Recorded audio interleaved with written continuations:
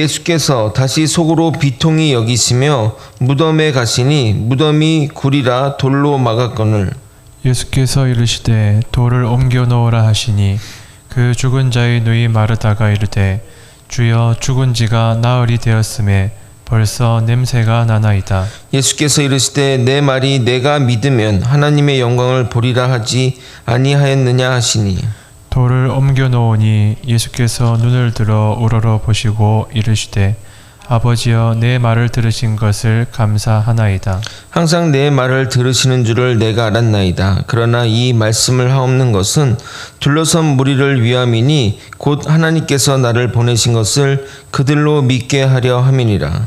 이 말씀을 하시고 큰 소리로 나사로야 나오라 부르시니 죽은 자가 수족을 배로 동인 채로 나오는데 그 얼굴은 수건에 쌓였더라. 예수께서 이르시되 풀어 놓아 다니게 하라 하시니라. 마리아에게 와서 예수께서 하신 일을 본 많은 유대인이 그를 믿었으나 함께 읽겠습니다. 그 중에 어떤 자는 바리새인들에게 가서 예수께서 하신 일을 알리니라. 아멘. 나사로의 죽음과 부활은 예수님이 누구시고 예수님이 이 땅에 오셔서 하시는 일이 무엇인지를 확실하게 보여주는 표적 중의 표적입니다. 오늘은 나사로의 죽음을 두고 주변 사람들의 모습과 반응을 살펴보고 예수님은 어떻게 반응하는지 살펴봄으로써 구원자의 모습이 어떠해야 하는지 생각하는 시간이 되기를 소망합니다. 오늘 본문도 많은 내용이 담겨 있으니 본문을 따라 주시는 은혜를 나누도록 하겠습니다. 예수님이 베다니에 도착했을 때 나사로가 죽은 지 벌써 4일이 지났다고 합니다. 유대 민간 전통에 따르면 죽은 지 3일간은 죽은 자 곁에 영혼이 시체 곁을 떠나지 않는다고 믿었습니다. 그런데 3일이 지나면 영혼도 그 시체를 완전히 떠난다는 믿음이 있었기에 이 4일이라는 의미는 육체뿐만 아니라 영혼도 완전히 죽은 것으로 믿는 시간인 것입니다. 그러므로 이러한 표현을 통해서 나사로가 완전히 죽게 되었다는 것을 나타내는 것입니다. 즉 모든 희망이 다 사라진 상태라는 겁니다. 예수님이 오셨다는 말에 마르다가 예수님을 영접하게 됩니다. 마르다는 예수님을 보자 안타까움에 이런 말을 하게 됩니다. 21절을 읽어드리도록 하겠습니다. 마르다가 예수께 여짜오되 주께서 여기 계셨더라면 내 오라버니가 죽지 아니하였겠나이다. 이 표현을 보기에 따라서는 예수님이 늦게 오신 것에 대한 그런 불평처럼 여겨질 수 있지만 예수님이 있었다면 오라버니가 죽지 않았을 것이라는 믿음의 표현으로 보는 것이 맞을 것입니다. 나사로가 죽은 지 4일이라는 것을 볼 때 예수님께 소식을 전한 시점에 나사로는 거의 죽었다고 봐야 할 것이고 예수님이 그런 유대 지도자들에 의해 피신한 상황을 알고 있었기에 그들도 예수님에게 그 편지 서신을 보게 되면, 그러니까 알리는 내용을 보게 되면 아프다고 했지 꼭 오시라고 한 말은 없었던 것입니다. 만약 정말 그랬다면 병들었으니 빨리 와줄 수 있으세요? 라고 했을 것입니다. 또한 정해진 장소, 지금처럼 어떤 사람이 정해진 장소에 있었던 것이 아니라 막연하게 예수님이 그쪽에 피신할 것이라 생각하고 사람을 보내 소식을 전한 것이기에 예수님이 이 자매들의 소식을 받았다는 확신도 없었습니다.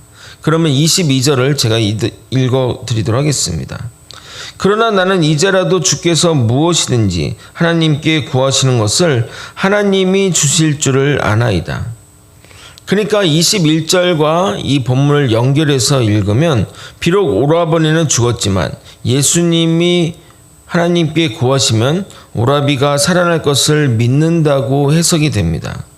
그런데 그 이후의 과정에 보게 되면 그 마르다의 행동을 보게 되면 죽은 오라비가 살아날 것을 알지 못하는 듯 행동합니다. 왜냐하면 나사로가 살아나겠다고 하는 예수님의 말에 마지막에 부활을 믿는다고 말하는 말이나 또 무덤을 열라는 말에 죽은 지 나흘이 되어서 썩었으니 안 된다고 하는 말을 볼 때 그녀가 하는 말이 믿음의 표현이라 할 수 없습니다. 그러면 22절을 어떻게 해석해야 될까요? 조금 어려운 내용을 좀 다루겠지만 언젠가 한 번은 이 내용을 좀 다룰 것 같아서 좀 말씀드리도록 하겠습니다. 신학 가운데는 사본학이라는 학문이 있습니다. 구약 성경은 이스라엘 국가가 완성된 상태에서 또 안정적인 상태에서 만들어지기에 성경 필사본이 거의 성경의 원본과 필사본이라 할 수 있는 것들이 일치하나 신약 성경이 만들어진 과정은 전쟁과 또 핍박 과정에서 성경이 완성되었기에 그 성경을 처음 쓴 원본은 찾을 수가 없고 대부분 필사본만 존재합니다. 만약 그 원본을 누군가 한 조각이라도 찾게 되면 정말 값어치는 상상할 수 없는 가격이 되겠죠.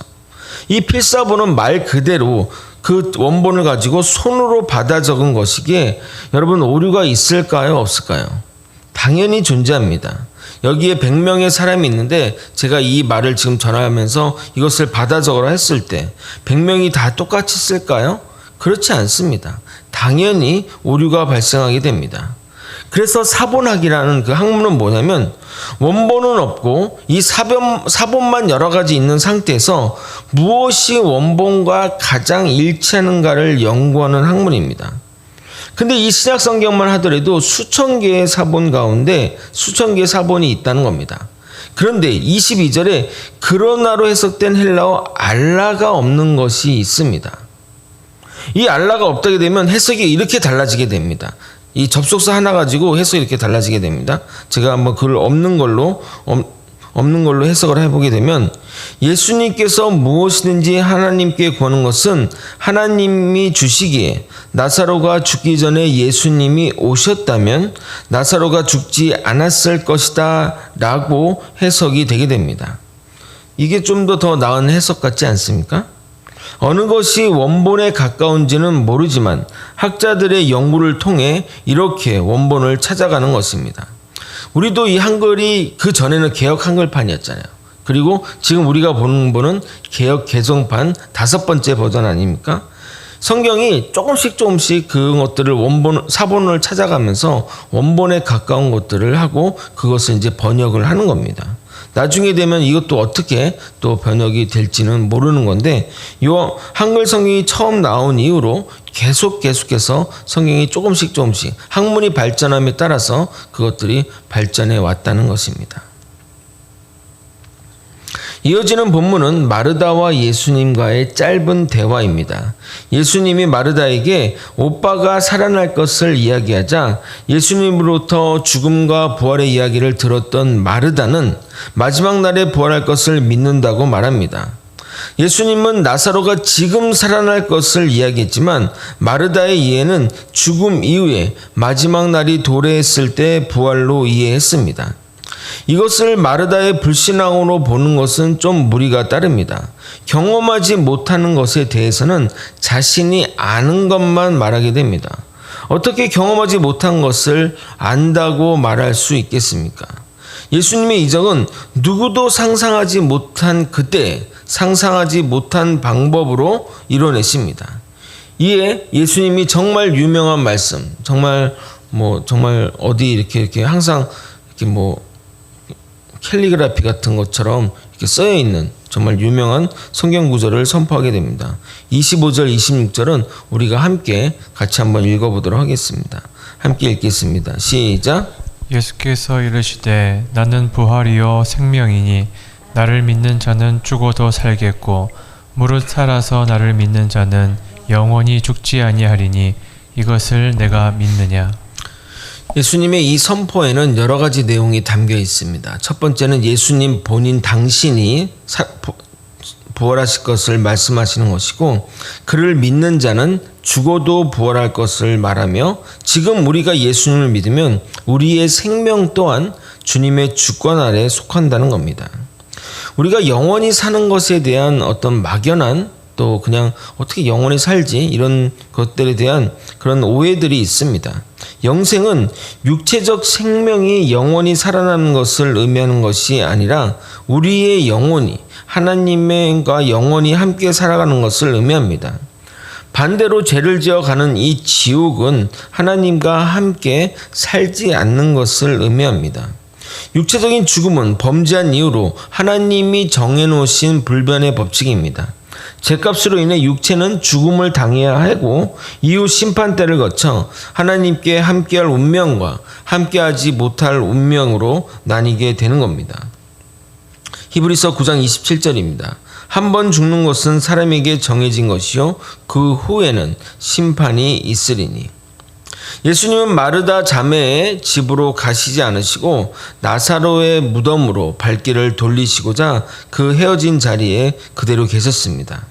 이에 언니의 호출을 받은 마리아가 나서서 예수님을 이어서 영접하게 됩니다. 마리아는 예수님을 보자마자 그동안 참았던 눈물이 봇물처럼 쏟아졌고 그녀와 지켜보던 사람들도 눈물을 흘리자 예수님은 그들을 보며 비통하게 여기십니다. 33절부터 35절을 읽어드리도록 하겠습니다. 예수께서 그가 우는 것과 또 함께 온 유대인들이 우는 것을 보시고 심령의 비통이 여기시고 불쌍히 여기시자 이르시되 그를 어디에 두었느냐 이르되 주여 와서 보옵소서 하니 예수께서 눈물을 흘리시더라. 예수님이 애통해 하시고 그리고 눈물을 흘리시는 것에 낯설게 여겨질 수 있습니다. 특히 곧 나사로를 살리실 것인데 말입니다. 나사로가 살아날지 몰랐다면 모르겠지만 그 사실을 아셨고 바로 곧 이어서 나사로를 살릴 것인데 이러한 마음과 행동은 생각하기에 따라서 연기처럼, 실제는 안 그런데 그런 연기처럼 보일 수 있습니다. 그러나 예수님은 우리와 같은 그런 똑같은 인성을 가지신 인간이십니다. 이것을 통해 초대교회 이단인 영지주의 이단과는 결을 달리합니다. 그들은 예수님이 인간의 탈을 쓴, 인간의 육체만 잠시 빌린 것이라 생각하는데 결코 그렇지 않습니다. 만약 그랬다면 화를 내는 것도 그리고 우시는 것도 또 비통히 여기시는 것도 철저히 연기했다고 봐도 되는 것입니다. 그러나 예수님은 정말 마음이 아프셔서 그렇게 비통히 여기셨다고 말하는 겁니다. 히브리서 4장 15절은 이렇게 말합니다. 우리에게 있는 대상은 우리의 연약함을 동정하지 못하실 리가 아니요 모든 일에 우리와 똑같이 시험을 받으신 이로되 죄는 없으시니라. 우리가 느끼는 감정이나 생각이나 모든 것이 동일하신 분이십니다. 단 우리와의 차이는 죄가 없으시다는 겁니다. 그러나 예수님 아래 이 신성과 인성이 같이 있다는 것은 절대 설명할 수가 없습니다. 우리가 그것을 경험하지 않았기 때문입니다. 그리고 그것도 경험할 수가 없습니다. 다른 어떤 것도 그런 것을 대신해서 알 수도 없습니다. 간접 경험이 되는 부분도 있지만 이런 것은 누구도 경험할 수 없는 예수님 아래 신성과 인성이 있으신 이 모습, 이것들은 경험할 수 없는 영역이기 때문에 우리는 이것을 신비의 영역으로 남겨둬야 됩니다. 또한 예수님의 이런 인간적인 모습은 우리에게 깊은 위안과 감동을 줍니다. 우리가 어떤 이에게 자신의 연약함을 내어놓을 때 듣는 이가 나와 동떨어졌다면, 내가 이렇게 슬픈 얘기를 하는데 그 사람은 아무렇지도 않은 거야. 싱글벙글 또는 아무런 감정이 없다면 누가 그 사람에게 나의 약함과 모자람을 내어놓을 수 있겠습니까? 내어놓는다고 할지라도, 마음에 힘들고 이런 것들을 내어놓는다 할지라도 그것이 위안이 되고 위로가 되겠습니까? 심리치료의 가장 중요하고 결정적인 것은 공감이라고 합니다. 같은 자리에서 같은 마음으로 다가갈 때 치료는 시작이 되는 겁니다. 그런 분에게 우리는 더욱더 마음을 열고 우리의 약함과 부족함을 내어놓을 수 있는 것입니다. 예수님은 우리에게 그런 분이십니다. 그래서 우리는 그분에게 우리의 모든 것을 내어놓을 수 있는 것입니다. 우리의 사정을 너무나 잘 아시고 그 사정에 공감하시고 또 함께 하시기 때문입니다. 예수님이 나사로의 죽음에 애통하는 모습에 어떤 이는 예수님의 사랑에 감동을 하고 또 어떤 이는 이렇게 비꼽니다. 37절을 읽어드리도록 하겠습니다. 그중 어떤 이는 말하되 맹인의 눈을 뜨게 한 이 사람이 그 사람은 죽지 않게 할 수 없었더냐 하더라. 이 말의 의미는 장님의 눈은 뜨게 하는데 죽은 자는 살릴 수 없었나 보네 라는 말입니다. 그래서 그들은 예수님이 자신의 한계를 직면하고 눈물을 흘린다고 본 것입니다. 예수님의 눈물에 상반된 반응인 것입니다. 저는 목회자로서 이런 경험들을 많이 하게 됩니다. 한 동일한 사건에 다양한 시선 또는 다양한 의견을 듣게 되는 경우입니다. 왜냐하면 어떤 문제가 생기게 되면 저는 가능하면 양쪽의 이야기를 듣기 때문입니다. 가끔은 정말 그 얘기들 가운데 상반된 이야기를 하기도 합니다. 사람에 대해서도 그렇습니다. 어떤 사람에 대해서 어떤 사람은 정말 좋은 사람으로 또 평가하고 한쪽에서는 정말 못된 사람으로 평가하기도 하기에 저는 가능한 모든 사람들의 이야기를 들으려고 합니다. 그러다 보면 공통 분모가 반드시 있고 그것만 믿으려고 나머지는 다 흘려보내려고 합니다. 그리고 어제 손 목사님이 말씀하신 것처럼 내게 맡겨진 사랑을 사랑의 눈으로 보려고 노력합니다. 그래야 되지 않겠습니까? 여러분의 목사가 사랑이 넘치기를 바라지 않습니까? 예수님은 원수까지 사랑했는데 그 근처에도 우리는 가야 하지 않겠냐 이 말입니다. 그런 마음으로 사역하고 살아가고자 합니다. 예수님은 나사로의 무덤가에 가서 무덤을 열라고 명령합니다. 그러자 마르다가 4일이 지났기 때문에 벌써 시신이 썩기 시작해서 냄새가 난다고 합니다. 그 예루살렘이나 이스라엘 가면 그 위치가 굉장히 더운 위치이기 때문에 낮에는 막 40도, 낮에는 40도가 되고 밤에는 또 굉장히 또 춥긴 한데 겨울에도 뭐 20도 이상 지금 그렇게 위도에 있기 때문에 굉장히 시체가 빨리 썩는다고 합니다. 그렇게 예수님이 말씀하시고 또 살아날 것이라 얘기했는데도 불구하고 아직 자신의 한계를 벗지 못한 마르다의 모습입니다.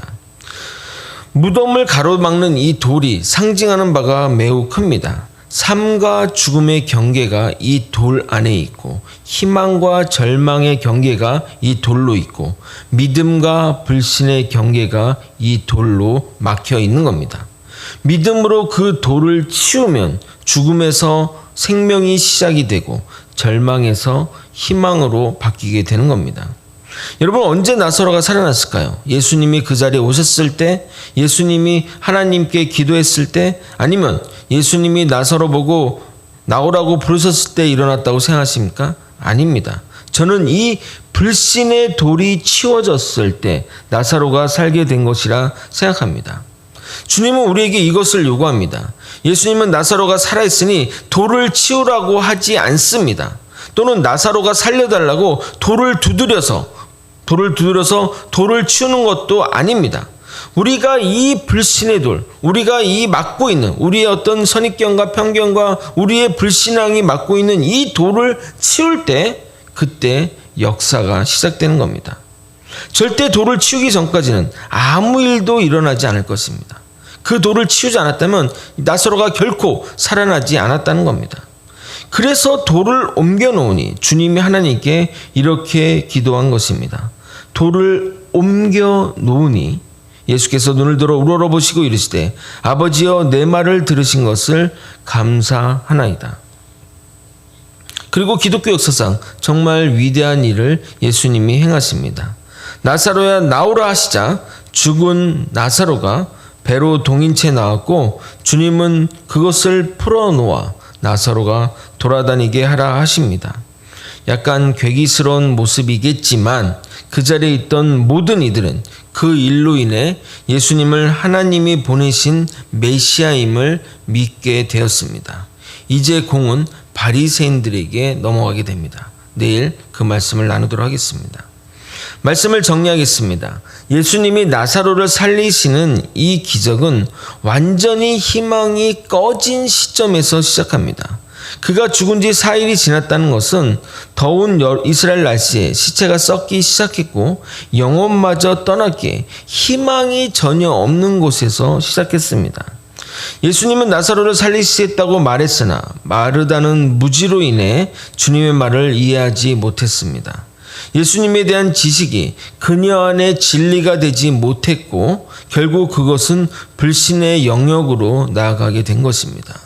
우리가 어떤 사실이나 이런 것들이 내 삶에서 체휼이 되어야만, 경험이 되고 그것이 돼야 내 안에 진리가 되는데 그렇게 되지 못하면 그냥 머릿속의 지식으로만 남게 되는 겁니다. 그리고 그 지식이 어떻게 되는지 아십니까?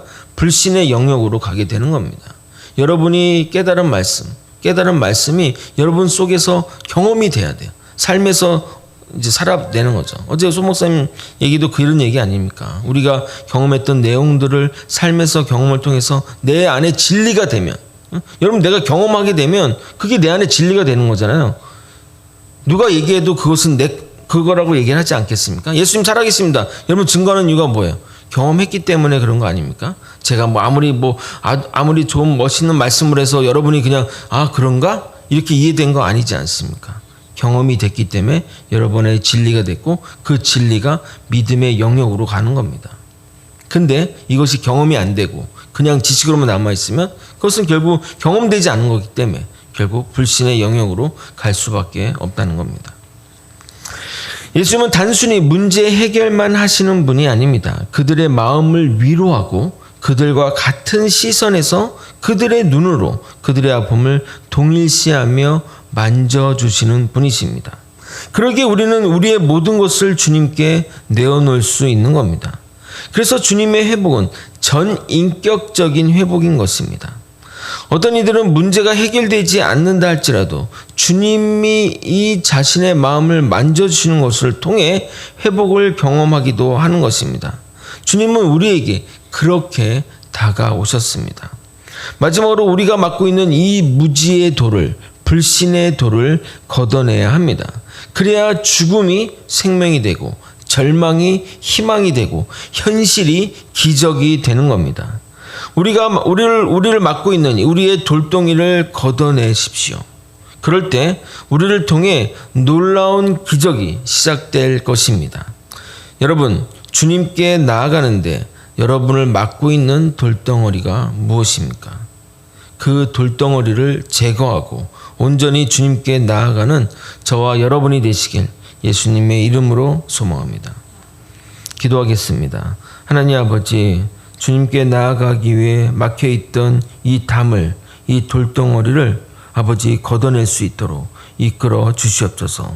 그것이 어떠한 걸지라도 주님의 사랑으로 나아가는데 방해가 된다면 그 돌을 치울 수 있는 용기 있는 자가 되게 하여 주시옵소서.